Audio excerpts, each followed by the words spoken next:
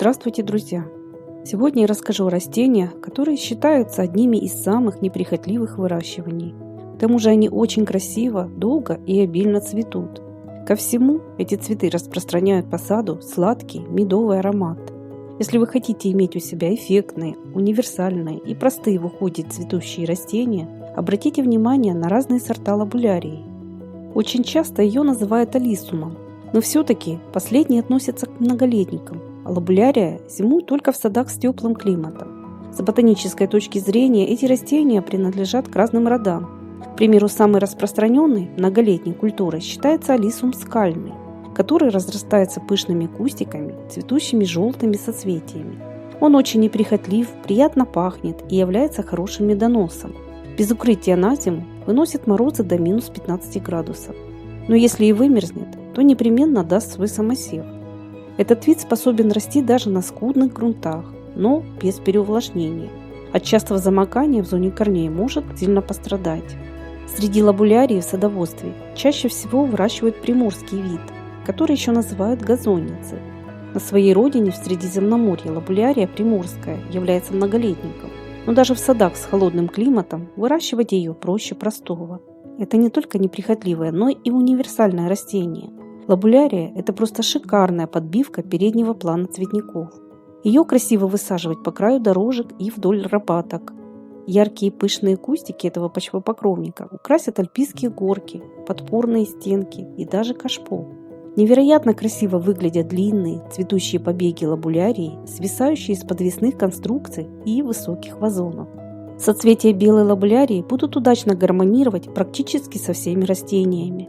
Очень эффектно они выглядят в сочетании с яркими цветами и декоративно-лиственными культурами с пестрой, пурпурной и темной окраской листвы. Ко всему, лабулярия еще и очень приятно пахнет. В период цветения это растение распространяет по саду сладкий медовый аромат, привлекающий разных бабочек и полезных опылителей. Друзья, я точно знаю, что многие из вас уже выращивали алисум и лабулярию. Поделитесь, пожалуйста, о них своим мнением и опытом. Отдельное спасибо вам за ваши добрые советы, лайки и комментарии.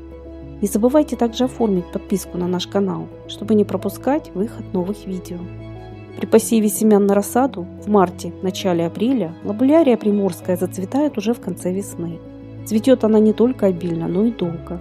Ее пышные соцветия будут радовать вас до самых устойчивых морозов. Кратковременные заморозки до минус 3 градусов лабулярии не страшны. Я считаю, что такие цветы для садоводов являются настоящей палочкой-выручалочкой. С их помощью можно составить самые разные эффектные композиции, просто шикарный бордюр и подбивку для цветников. Цветущими кустиками лабулярии легко украсить участки в саду, придомовую зону, террасу или балкон.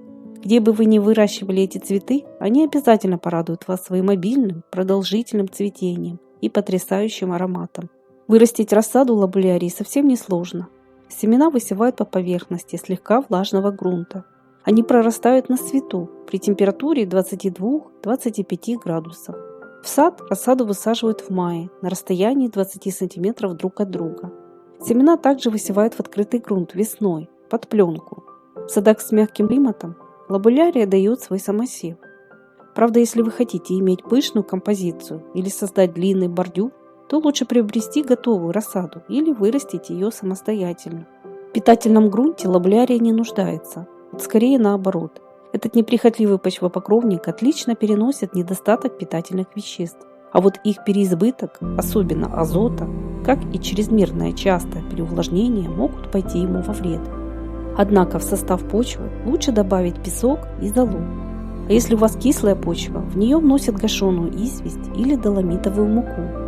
Для посадки выбирайте светлые участки. В тени обильного цветения не будет. Хотя лабулярия настолько непривередлива, что станет цвести и в притененных местах. По окончанию первой волны цветения кустики можно подстричь. Обычно для стимуляции к повторному цветению этого вполне достаточно. Но вы можете их подкормить, используя комплексные минеральные удобрения для цветущих культур. Хороший результат дают поливы один раз в 2-3 недели светло-коричневым раствором гумата калия. Если вы относитесь к категории начинающих, занятых или ленивых садоводов, обратите внимание на эти неприхотливые, ароматные и красивые цветы. Лабулярия и алисум отлично подходят даже для каменистых участков. Хотя от полива в жаркие дни они не откажутся. Кустиками этих растений можно красиво заполнить щели между камнями и мощением садовых дорожек, а также декорировать склоны и подпорные стенки. При плотной посадке из лобулярии можно вырастить настоящие цветущие ковры. Особо эффектно смотрятся рядом посаженные разные по окраске сорта. Среди лобулярии приморской самая разнообразная цветовая гамма. Причем есть растения с насыщенной и очень яркой расцветкой розовых, пурпурных, синих и фиолетово-лиловых оттенков. Есть сорта, которые разрастаются пышными, объемными шапками, наращивая настоящие цветочные сферы. К таким, например, относится лобулярия Snow Princess. Порой высаженные рядом кустики белоцветковой лобулярии напоминают снежную лавину или морскую пену. А если учесть, что эта красота еще и приятно пахнет, то так и хочется ее высадить поближе к дому, возле зоны отдыха или на своем балконе. Лобулярия относится к растениям минимального ухода. В отличие от многих цветочных культур, она может похвастать своей долгоиграющей красотой, сладким запахом и универсальностью. Где бы вы ее ни посадили, она будет уместна везде. Разве что не следует высаживать этот почвопокровник на заболоченных и тенистых участках. Эти цветы хороши как сами по себе, так и в миксе с другими растениями. Очень выгодно на их пышном фоне выглядят бархатцы, петунии, вербена, яркая пеларгония и другие цветы. Лобулярия красиво сочетается с лобелией, золотистым вербеником манечатым, красочной ампельной эпомеей батат и серебристой дихондрой. Ее мелкие цветочки, собранные в округлые зонтичные соцветия, выгодно смотрятся в компании с декоративными травами и злаками. Словом, лишним этот цветок нигде не окажется. Очень многие, кто хоть раз уже выращивал это универсальное душистое растение, высаживают его ежегодно.